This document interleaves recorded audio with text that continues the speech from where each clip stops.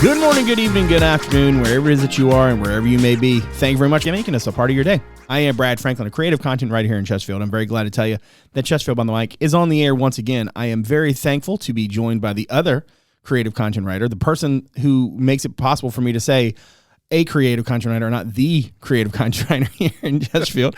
Jim McConnell's back on the show. We're going to talk some high school football. Jim, how are you, my friend? I'm very well, Brad. How are you? I'm great. Really excited to be back, talk high school football here in Chesterfield County with you again. The first episode, of the preseason one we did, we got a really nice reaction to. We thought, let's do like a little mid-season check-in, little recap, little touch base on how things are going on the gridiron. Now, a little bit of housekeeping first. We are recording this podcast on Tuesday, September the 26th. We know that there are games that'll happen between now and when the podcast comes out just because of production schedules and all that fun stuff. So if anything crazy happened between now and next weekend by the time, or next Wednesday by the time you hear this, if some kid went out and scored 100 touchdowns, which would be pretty phenomenal if it happened. Yes, it would. But if somebody goes out and throws for like 700 yards and we didn't talk about it, it wasn't our fault. Just production schedules sometimes are that way. All right. First off, before we jump in, I think it's a good place to sort of like let's try to put a frame on the whole schedule season so far.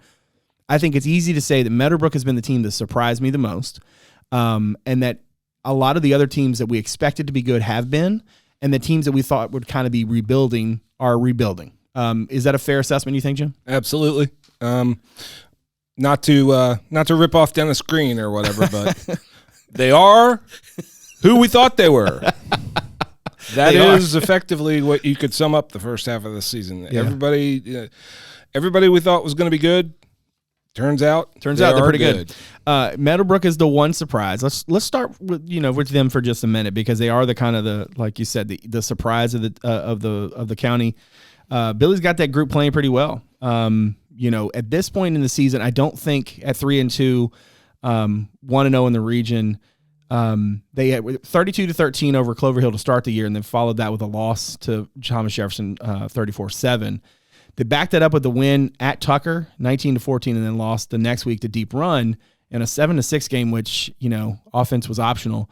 But then they came back last week with a win over Petersburg, 18-13. They still got to go to Matoka. They still got to go to Dale.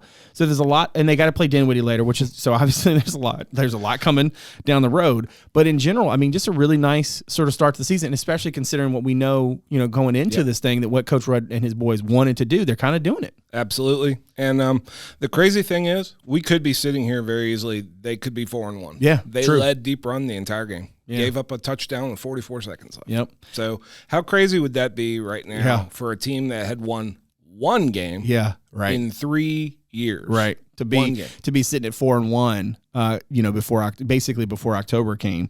Obviously, like I said, some really tough games down the front, right? You got Matoka this coming Friday. Again, we know you're listening to this next week. That game happened. We're sorry. It's just the nature of the beast. I could tell you what was going to happen, but I wouldn't want to show off. So Karnak just hold the envelope up. But yeah, they've got some tough games. I didn't mention Hopewell earlier. I should have. But even if they don't win, I mean, this is still a nice step in the right direction, and certainly a really good way for that program to get sort of back on track. And as we talked about in the preseason, the sort of tradition and the mindset that Meadowbrook has had for a long time, that guys really wanted to get back to that.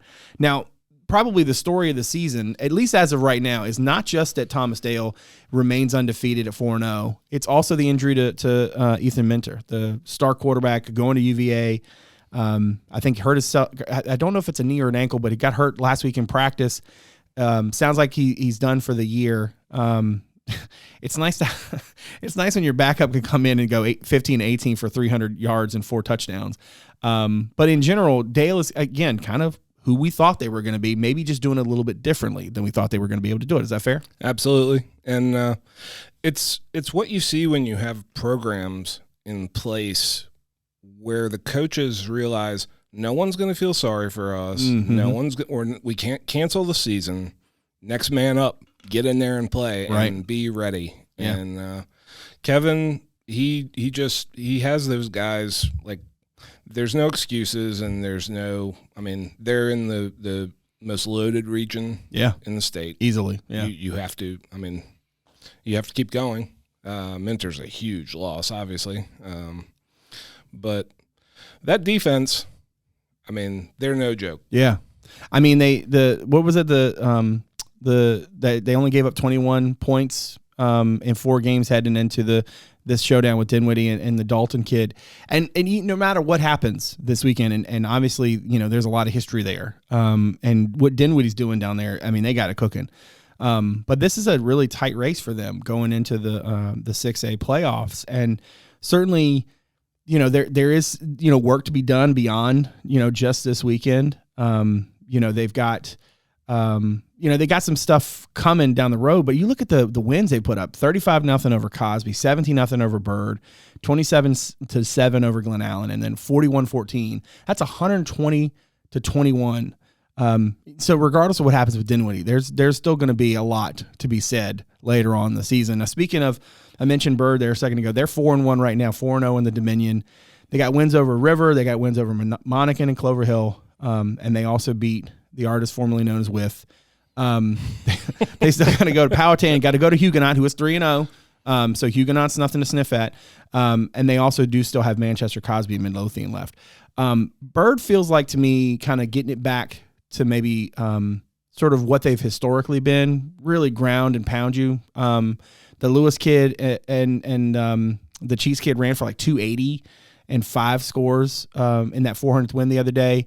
I just feel like Byrd is probably the team that people are maybe not necessarily talking about enough, but also too, if their style clicks, it's really hard to beat them. If you can't stop the run, you're going to be in some real trouble. No, absolutely. And I just think they have the games that they have in the second half of the season will tell everyone where they are and what you should expect for them. And who they are, right? Yeah, exactly. I mean, when you really haven't played, the Thomas Dale game, obviously, as you said before, sort of optional, offense optional, 17-0, just a lot of defense and a lot of running. And but I think they are still, if I was going to give them a grade, even with a 4-1 record, it would be sort of TBD or incomplete at this point. Like we'll find out. Yeah. And sometimes it takes a little while, especially depending on who you're playing, for your personality to show up, for your bona fides to really lock into place. And speaking of that, Manchester's a really good example of a team, I think, that continues to impress. Listen, they opened the season with a loss to Highland Springs, but they only lost by 6. And that Highland Springs program, I think I've said cooking like 3 different times in this podcast, but the Springers have historically been very good at getting in the kitchen and cooking. You know what I mean? Oh, yeah. So to start the season and only have that be what the score was, they've won 3 straight since then. They've got wins over Powhatan, Midlothian, and then they crushed James River last week, 55-14. They got to go to Monacan, they got to go to Clover Hill, and they got to go to Byrd. But they've got some important games ahead that will not only, I think, look well in the win column, but also kind of tell us a little bit more about sort of who they are. And like you said earlier with the Dennis Green piece, are they who we thought they were? They seem to be kind of trending in that direction. Absolutely. And just in terms of they're explosive and they can be a little loose with the ball sometimes. And I know Tom Hall will be, because this is a team that's looking at going deep into the state playoffs. Right. And when you are loose with the football, that is something that causes coaches to have lots and lots of gray in their beard and in their hair. Yeah. And so they are so explosive. If they can avoid hurting themselves and turning the ball over, I mean, they can literally play with anybody out there. Yeah. I mean, they literally do sort of things sometimes that kind of make you go, Yeah, right. Now, I don't know do you think the next best team is Midlothian, or do you think the next best team is Matoka? Where do you come down on this? That is an excellent question, and I really have no idea. I think it's probably Midlow, strangely enough. Yeah. The way that they played, they stood toe-to-toe with Manchester for a half. Yeah. And not many teams are going to be able to do that. Right. I think people expected Midlow to fall off. Yeah. But Phil Gross has those dudes. I mean, They're cooking. I mean, that's the theme of the podcast, right? They're cooking. 3 wins in a row to start the season. They were 21-13 over Monarch and 27-13 over Prince George and 16-0 over Cosby. And then they obviously lost last week, 28-19 to Manchester at home before the bye week. So they got to go to Clover Hill. They got to go to Powhatan. They got to go to Huguenot. They get Byrd at home. They get James River at home. They get the artist formerly known as With at home to close things out. If my notes right here, which provided by one Jim McConnell, are correct, this is the first time last year was the first time at least that Midlow had won 9 games in a season since 1975. Yes, you weren't alive, and I was 5. I like how you just put that out there. Thank you for that. I really appreciate it. Yes, you were not in existence yet. So if you had to bet today, let's say you're betting with Matt Harris's money, what do you think their chances are to be 8-1 heading into the finale against Byrd? I like it. And especially since it's Matt's money. I'm playing with, what's that called? A free roll, right? I am free rolling. Free play. Free play. All right, let's talk about Matoka. So obviously they opened the season against War Hill from Williamsburg. And that's a tough way to open a season, a 21-7 loss. But then they roll off 3 wins in a row. They beat Henrico by 17. They beat Massaponax by 13, and they beat Colonial Heights by 15. I just like the fact that they were just all team numbers, right? They were just fun. They get Meadowbrook at home. They get Dale at home. They get Dinwiddie at home to close it out, but then they got to go to Hopewell and to Prince George. So it's a rough schedule from Matoka. Spoiler alert, Raleigh Just is pretty good. Yeah, just a little. 353 and 5 touchdowns on 16 to 21 passing against Massaponax a couple weeks ago. I mean, listen, there's some really good players in this county and certainly in this region. That kid's putting his name up there for sure. No doubt. And he was the Times-Dispatch Player of the Year not year. Yep. I'm not predicting that yet. Again, not Karnak here. No, Player of the Week. Surprisingly or not, in his entire interview with the Times-Dispatch, he gave credit to his entire team and coaching staff and took none for himself. So I kind of like that about it. I was going to say that's usually a good sign of things to come. And also, too, I mean, we talked in the preseason show about sort of the heritage and the tradition of that program and the great players that have come through Matoka and, for Potsy on down. And it just feels like he's the next in a long line of guys who – They have that sort of mindset, and that seems to be, I think the more successful teams typically have a guy who sees it that way, who kind of can not just enjoy the, being on the field and making big plays and stuff, but also sort of understands that like he can't do it alone, even if maybe he's the one throwing the ball. That sort of piece of it is as important sometimes as the X's and O's, right? It is the thing that makes the Jimmies and Joes in a lot of ways. So Matoka, I think, is right there, with Midlow in sort of that top tier, the bottom part of that. Because to me, it's you kind of got the top 3, and then you got these next 2, and then there's Meadowbrook, and that kind of is the top half of the county. Things have not necessarily been going as well for the other teams. Cosby's at 1-3, Monicans at 1-3, James Rivers at 1-4, and Clover Hill's at 0-4. Now James River does have that win over what's it technically, the Richmond Performing Arts School? Richmond City School of the Arts. That's it, Richmond City School of the Arts, formerly known as With. But they've otherwise been outscored like 123-43. So they've got a lot. They've got some work to do. They've got Manchester left on their schedule, but they've also got games against Cosby, Monica, and Clover Hill. So it feels like James River is probably the team most maybe best prepared to sort of pull itself maybe out of that lower group. And there's obviously a lot of youth going on there. There's a some newness and variety of different ways. So I'm really curious to see sort of how those teams are able to fight through the adversity in front of them, or kind of play for maybe setting up next year. And that's the problem with high school football. Sometimes you have a team where you have a lot of youth or you have some inexperienced pieces in general, and you're really trying to put it together. But a week is not a lot of time, when you've got so much other things for these kids to do. And that's why it's so impressive when you get teams like Byrd, teams like Dale, teams like Midlow and Matoka and Meadowbrook that have Manchester, that have been able to sort of do it consistently, because it's a really hard thing to do consistently. You got to have a lot more than just players. It's got to be a mindset, and that's something I think that all four of those teams are hoping to kind of put together. What are some of the things you're sort of looking forward to as the second half of the season unfolds, Jim? I guess just looking at the sort of positioning for playoff seeding and, like talking about James River, if they were still in Class 6, right, their season they are literally looking to springtime. Right. Yeah. They're right. like, okay, it's been real and it's been fun. It hasn't been real fun.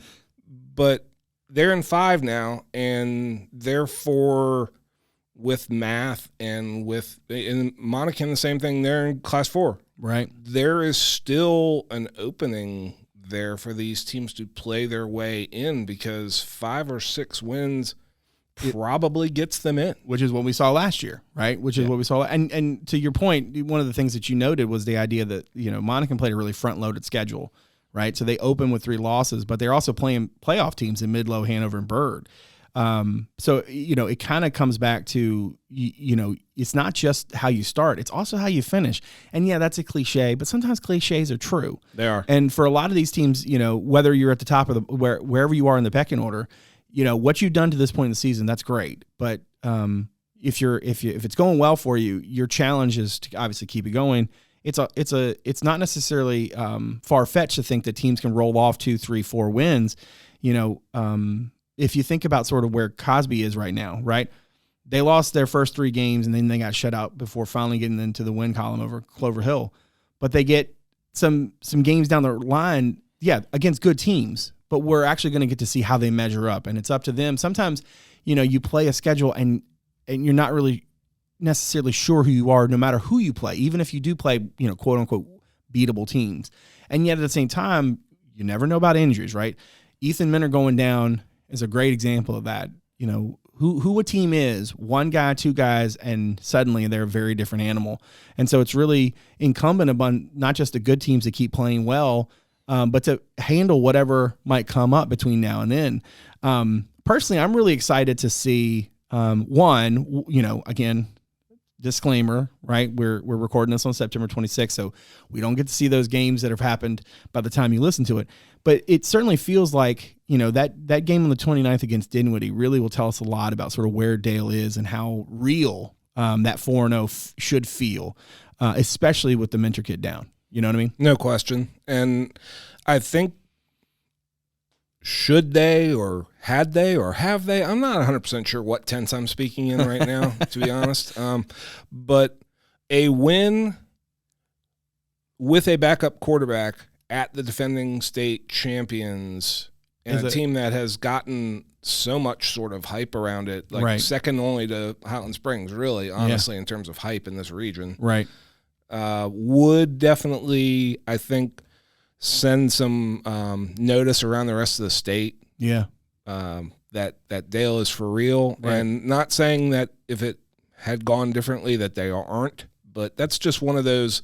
I do feel like in some ways they are playing not with house money, but it's sort of like, well, this is an all upside game for them. It might be one of those deals, right, where if you think about it from the standpoint of, if folks are listening to this and Dale won that game, well, all they did was basically increase their ceiling. But if they lost a game, that doesn't necessarily mean they've lowered their floor, right? No doubt. It really could be a situation, and I think we're going to wait and see how these next few weeks break out for them, where that game is great and it's a good measuring stick, but it comes at almost the perfect time for them because there's plenty of season to sort of respond to whatever it is, or to kind of give you the confidence to go into the latter part of it. Because ultimately, this is a great opportunity for them, but at the end of the day, nothing matters until you get to the playoffs, which coincidentally enough, we're going to be back with you to talk about the playoffs. Playoffs? Are we talking about playoffs?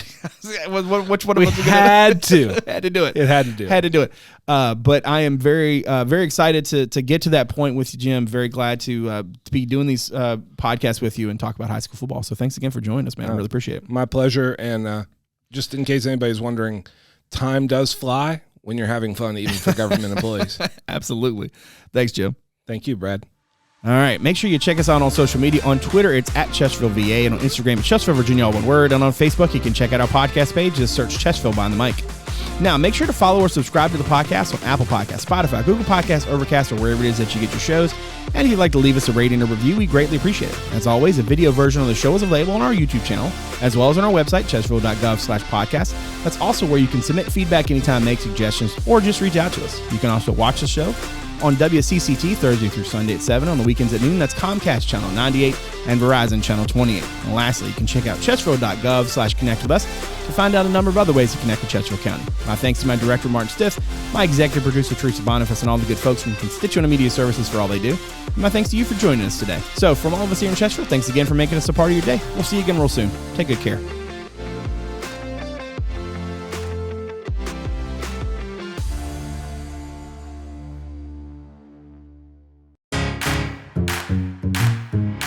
From blogs to podcasts, and I'm very glad to tell you that Chesterfield Behind the Mic is on the air once again. Newsletters to alerts, social media, the latest community news. Welcome to the latest installment of This Week in Chesterfield. How to get in touch, and everything in between. If you want to know about Chesterfield County, our Connect With Us webpage has you covered. Chesterfield.gov/connect with us. Connect with us, your source for all things Chesterfield.